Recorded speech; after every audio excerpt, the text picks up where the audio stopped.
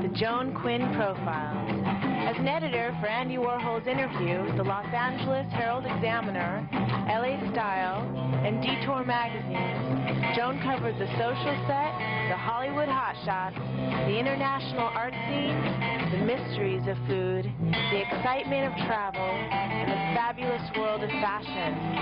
Joan continues to find creative people on the cutting edge who make things happen. Here's Joan Quinn. Hi, I'm Joan Quinn, and welcome to the Joan Quinn Profiles. Waiting to be profiled are actress Shannon Tweed and director Martin Bedoian. Canadian-born, Newfoundland-raised actress Shannon Tweed lived on a mink ranch with 6 brothers and sisters. Can't even say that without laughing, can you? Mink ranch. She graduated from Mount Royal Collegiate in Saskatchewan. Wrong. Is that right? Saskatchewan. Saskatoon. Saskatoon, Is that right? Say that quickly. In 1977, Shannon was crowned Miss Ottawa Valley and went on to be 4th in the Miss Canada pageant. You've seen her on TV and what they call B-movies. We'll talk to you about that later. She gained fame as a Playmate in 1981 as Playmate of the Month, and in 1982, Playmate of the Year. And Shannon, would your life have been different if you won the Miss Canada contest? You know, maybe. I don't know. Did but you I ever might have think? stayed up in Canada then. So Yeah. maybe none of this good stuff would have happened to me.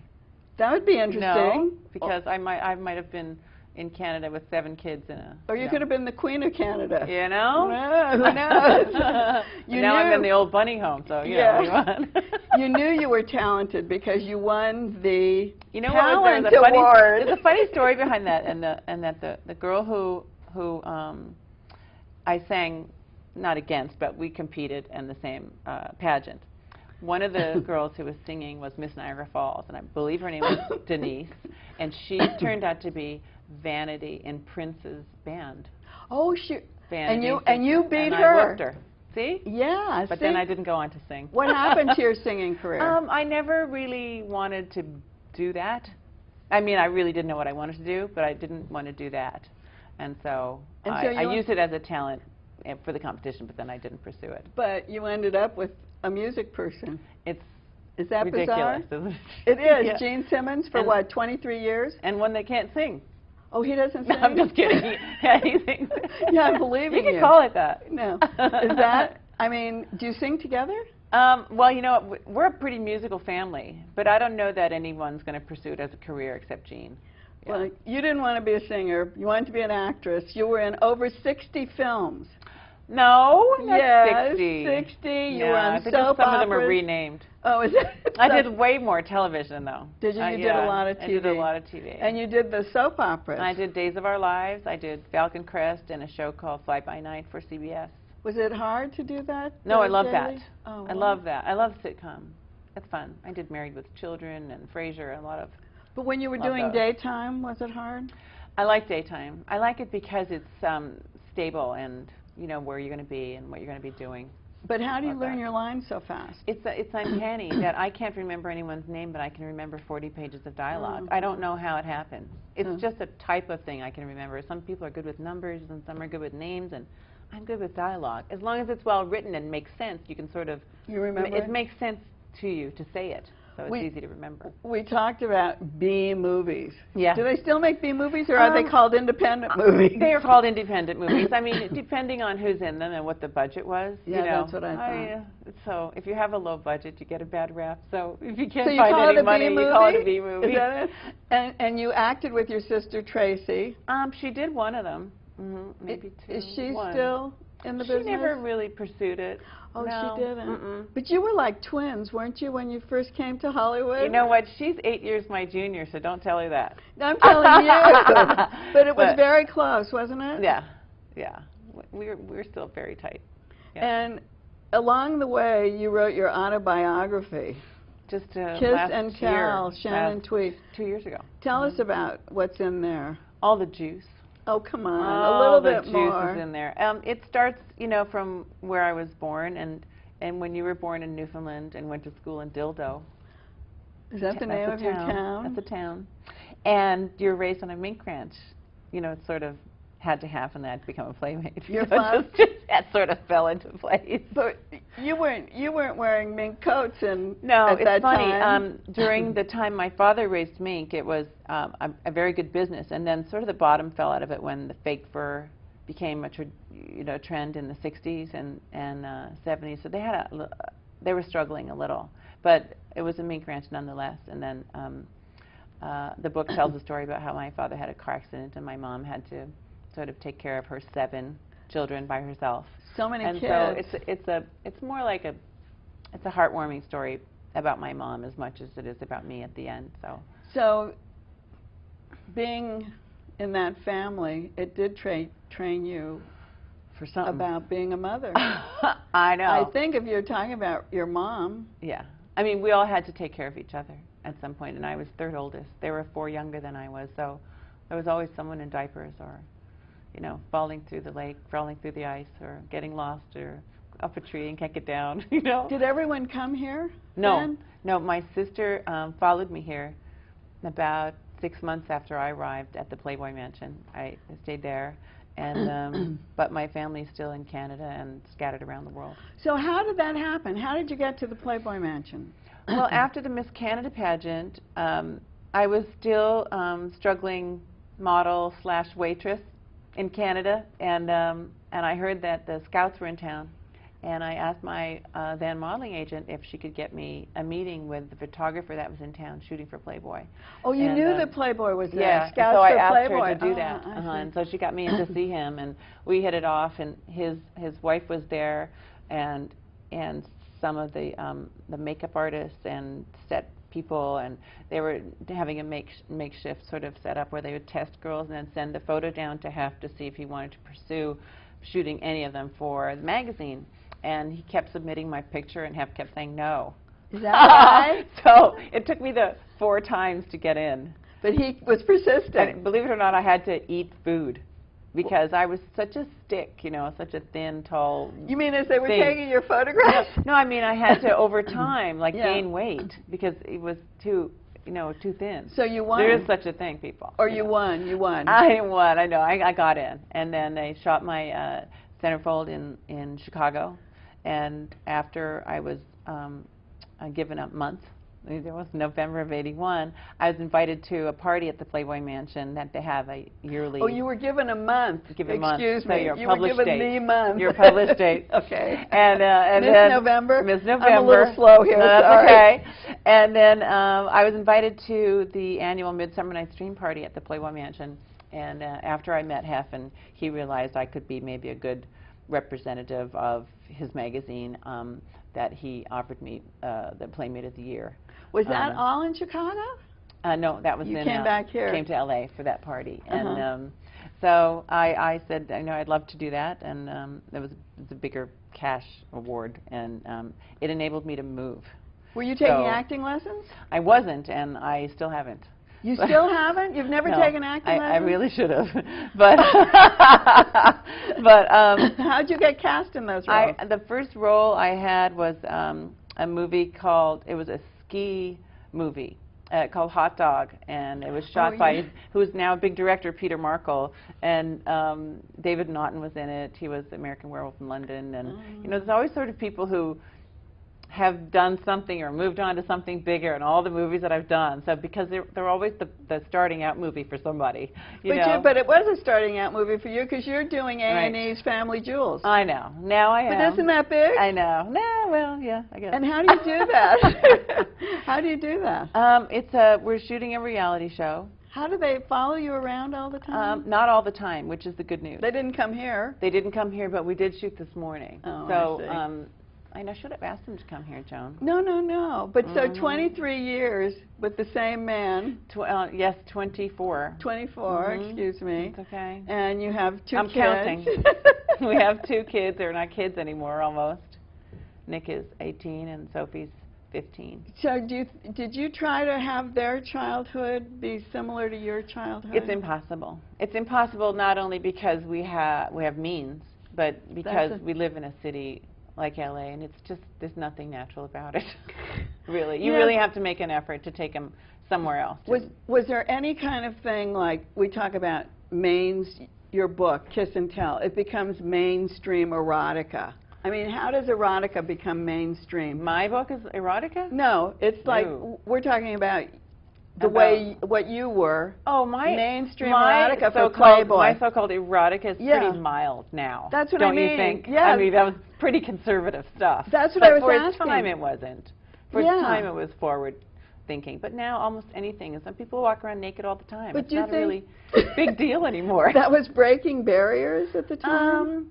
It was breaking my own rules. I really wasn't out to make anybody else's path, you know. Although in some ways, I suppose I did, you know. When I first met you years ago, you were involved. I was writing for the Herald Examiner, and you were involved in a lot of charity parties and different things.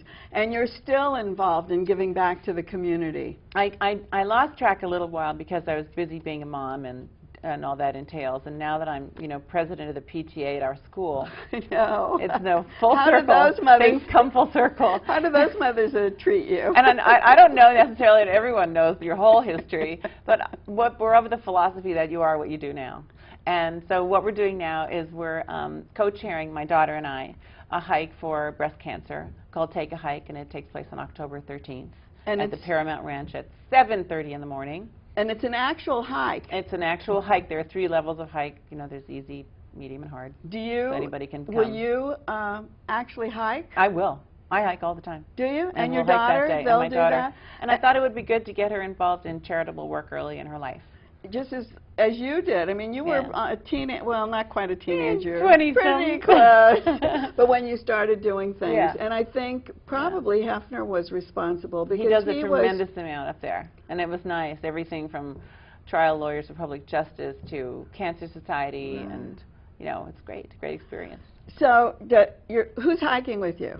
My daughter, and if I can convince Gene to come, maybe it'd be fun for everybody to come and watch Gene in hiking boots. Does he hike? Cute. No. But it'd be funny to watch. But this is for breast cancer, and it's for research in particular at USC. And then the money goes directly to research. Yeah. And how many people come out?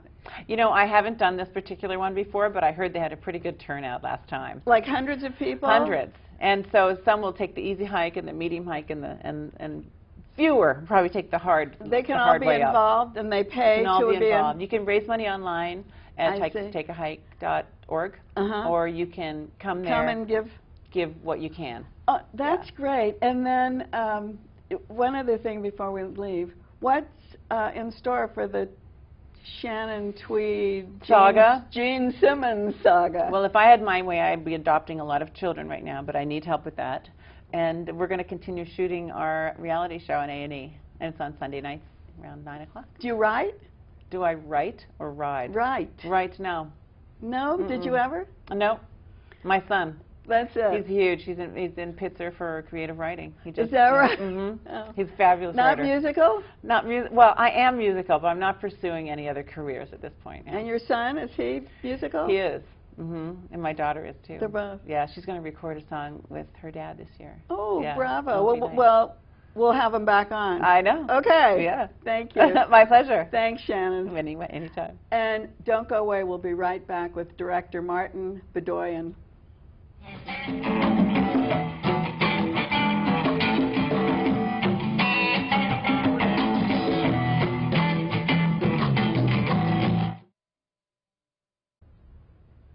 Hi, I'm Joan Quinn, and welcome back to the Joan Quinn Profiles. I'm with director Martin Bedoian, who was born in Los Angeles and raised in Blythe, California, where his father was a farmer. He graduated from Stanford, trained at the ACT in San Francisco, and is an alum of the Lincoln Center's Directors Lab Workshop. You've seen Martin in TV and film, but his love is the stage. He was a company member of Stage Left in Chicago before coming to Los Angeles in 1998. Martin, did you get to act and do what you wanted to do in Chicago? Oh yeah, I got to do a lot of acting in Chicago, and did film work, did television work, and did an awful lot on stage. I got called in a number of times to audition for Steppenwolf, and that was always that's great. Kind of my dream was to work at Steppenwolf, and unfortunately I moved before that happened. and kept, I had a lot of actor friends who would say, oh, I'd love you to direct, I'd love you to direct, and I... Why did they say that? How did they know you can direct? You know, I guess it's just, you know, when you're on set or on stage in a rehearsal, there's a certain way that you talk about a role, or a certain way you may interact with the director you've got, or discuss character with somebody else. And beyond that, I'm not exactly sure, but people were always saying, I think you should direct. And I wouldn't do it because I was actually afraid I would be a better director than I was an actor. And I loved acting so much at the time, but eventually gave in, and pretty happy doing both. So. Did that bring you to Los Angeles? Actually, no. I came to Los Angeles because my mother fell ill. Oh. Here in the city? Here in Los Angeles. My mother lives in Burbank. Oh, I see. And so came to Los Angeles in '98 to help with her care, and gave up everything to do with acting, directing, anything for about 2 years. Oh, wow. So, but getting away from the farm and going to Chicago was probably as far away as you could get. You never wanted to be a farmer? You know, it's interesting because now when I look back on that time in my life, I recognize kind of, not to sound overly sentimental, but kind of the simple beauty of something like working as a farmer that growing up I couldn't see. And also, interesting. That was a period of time where the American small farm was really struggling, and my dad encouraged me not to go into farming. Oh, he did? What kind of farm was it? It was all produce, watermelons, cantaloupes, cotton, lettuce, you know, yeah. The Great whole thing. Stuff, huh? And I put myself through school pitching watermelons and... You mean to Stanford? At yeah. Stanford? Is well, that right? I came home in the summer and I worked through the summer driving forklift. Right? Yeah, yeah. Oh, that's good. So you did have a chance to be on the farm. Oh, yeah, yeah. So if you had to go back to till the soil, you could. Yeah, probably I could. Or you could direct a play about that. I could certainly direct a play about tilling the soil or raising sheep, which right. I did, yeah. So what theaters did you start directing in? I actually started doing what I kind of call shadow directing, where as an actor I had a concept for a show, and I would hire somebody else, and that started out in Dallas and some other, did a studio production at PCPA with a friend, and then really started directing in kind of a self-produced way, my feeling kind of being that if you're a painter, you don't wait for somebody to buy you paints. And so give get you a out canvas. there and do it. And I wanted to produce a certain type of theater, and I thought, well, you know, I shouldn't wait for somebody to give me the opportunity. So in Los Angeles, I produced a production called Sharon and Billy with my wife, who's a co-founder of my theater company. Oh, she's a co-founder with you. What's her name? Her name is Catherine, or Kate, as I call her. And so that was co-produced with the Open Fist Theater Company here in Los Angeles. Oh, yes, that's that has a very good company, too, yes. doesn't it? Just back to Chicago for a minute. Okay. Why'd you go to Chicago and not New York? I think Chicago just felt like halfway between the big city and the farm to me, a little bit maybe. There's a lot of theater in Chicago, like L.A., yeah. Isn't it? I mean, different kind of theater, not New York kind of theater so much. Well, it's probably closer to New York theater. Chicago's probably closer to New York theater than it is to L.A. theater. But it was a big theater town, and I knew that's where my heart was on stage. I see. And having been to New York on a few occasions, it's a really hard life, especially if you're a struggling actor.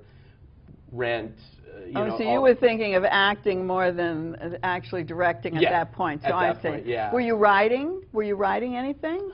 You know, I do write a little bit, but only so many hours in the day, and that's something I'd like to get back to.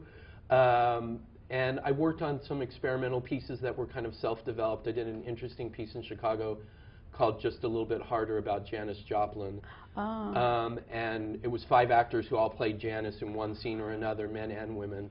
That's what they're doing with, what? Is it Springsteen? They're doing their... Yeah, I think so, yeah. It's not Bruce Springsteen, but all these different people are playing that right. role? And so did some writing, you know, for that and things like that. But writing is just one of those things that I'd love to do, but haven't found the time. Well, but you have the theater company. Yes. So let's talk Syzygy. Yes, Syzygy. And where does that name come from, and what does it mean? It's S-Y-Z-Y-G. G-Y. Yeah. It's hard. Syzygy. And there's actual meaning to it, and it actually, well, I'll start at the beginning. I'm a kind of a dog freak. I love dogs. And I had a dream when I was in grad school that somebody gave me a dog. And in the dream, I named it Syzygy. And so I thought, either I'm just kind of crazy in my dreams, or that must be a word that I've heard somewhere. So I got up in the morning and I looked it up, and it actually means the alignment of 3 heavenly bodies, as in an eclipse. And sure enough, 3 weeks later, my girlfriend gave me a dog. And about 2 months after that, I was at a playwrights festival, and the woman sitting in front of me was Megan Terry, and she had written the first play that I was in. And I tapped her on the shoulder, and I thanked her for her work that brought me to the theater. And the gentleman sitting behind me tapped me on the shoulder, and he said, "I saw that production. It was great." Wow, actor, audience, and playwright all lined up. 3 people. And the 2 events next to each other kind of stuck in my head, because in all the live performing arts, that's the kind of special alignment, is the artist, the creator, and the audience, which is so critical to live performance. And so when I first produced theater, that Syzygy had always been in my head, and so that was the name from day one. And your wife founded it with you? Yeah. You're the artistic director. What does an artistic director do? Well, you learn pretty quickly when you become the artistic director of a theater that you don't do as much art as you thought you were going to do. You have a lot of... it's a lot of business, a lot of administration, a lot of going out into the public, and as I'm doing now, representing the company. But artistically, I'm responsible for choosing the shows that we produce, for choosing the directors. But it all doesn't come from your company. You go out into the public and bring people in. We do. We have a company. We have an ensemble. You do have a company. So tell me a little bit about that. Okay. Well, you know, the whole idea for Syzygy for me came from, there's certain actors, directors, designers that I've been fortunate enough to work with over the years that I've always just said, I want to work with that person again. And I thought the best way to make sure that happened was to form a company of those people. Oh, and you got them? You got those people? I have a lot of them. In fact, the first time I produced theater was in 1990 in Dallas, and a wonderful actress named Judy Blue, who still lives in Chicago, came from Chicago to do our last show here in Los Angeles. Oh, she did. And but is she called part of the company then? And she is part of the company because she's one of the people I always most want to work with. Even though she doesn't live here? Even though she doesn't live here. Oh, I see. I thought the company had to be here and they were like on call all the time. And well, there's a little bit of that going on. Is there?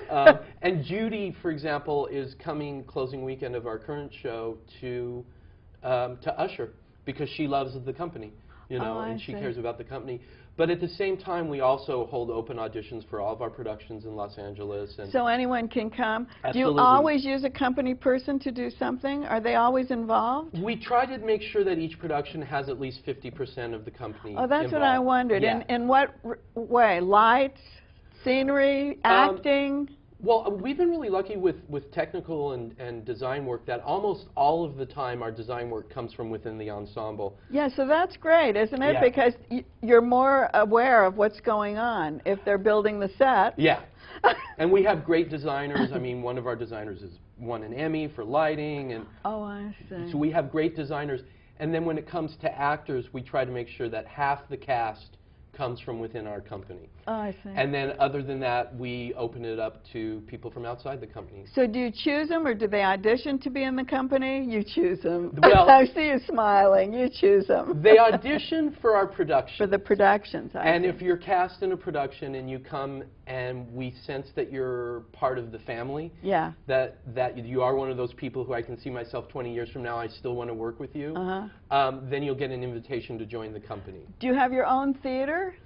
Are you renting, or what do you do? Right now, we're a company in residence at GTC Burbank, which is not our theater, but we're also working on establishing a permanent home.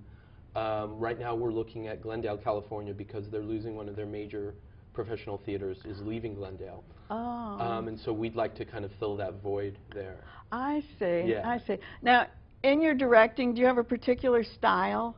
Do directors have a style that we can say, oh, I knew that was Martin's play the minute I walked in? I think for some directors, absolutely. I don't know. I don't think in my case that would necessarily be the case. I'm very text obsessed.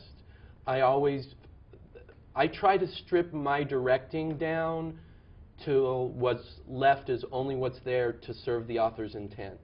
I don't like to necessarily draw attention to some clever idea that I had. You mean like in their movement or in the way they say something? In the lighting, you know, or for example, our current production, which is called Goblin Market. Originally, I thought I was going to use puppetry. And then at some point I read the script again and I thought, you know, that's just me trying to be clever as a director. I don't think it really serves the story. I see. So I cut it. And other than that, I think I'm mostly known for, because I started directing as an actor, actors, and I consider myself really blessed, actors really seem to like to work with me. Because you knew how to act. Right. And you can put yourself in their footsteps. And I seem, based on what other people say, I don't want to sound arrogant, but I seem to do a good job of getting great performances from actors, and they really seem to love working with me, which I feel, like I said, really grateful for. You must have learned some of those things at the American Conservatory in San Francisco and at Stanford and at Lincoln, at Lincoln Center. Were those places all helpful in your career? Oh, absolutely. In fact, I can't even think of, first of all, those were phenomenal places that are among the best and fondest memories of my life. But I can't even think of a really bad production I was in where I didn't learn something, you know. But absolutely, and especially ACT, that the years I spent in grad school there were a really special time for me in my life in terms of developing as an actor and learning a lot about what I use as a director and about the ideas I wanted when I formed my own theater company. Yeah, so that really helped. Well, we think that you and what you're doing for the theater community is great, because we need to have people who go to the small theaters and support that. And I thank you for coming on and talking. My pleasure. Thank you for having me. And also I want to thank Deborah Cheshire for bringing her beautiful photo and having it on the set today. And we'll see you next time at the Joan Quinn Profiles. Keep writing to us at 777 South Figueroa, 44th floor, Los Angeles 90017.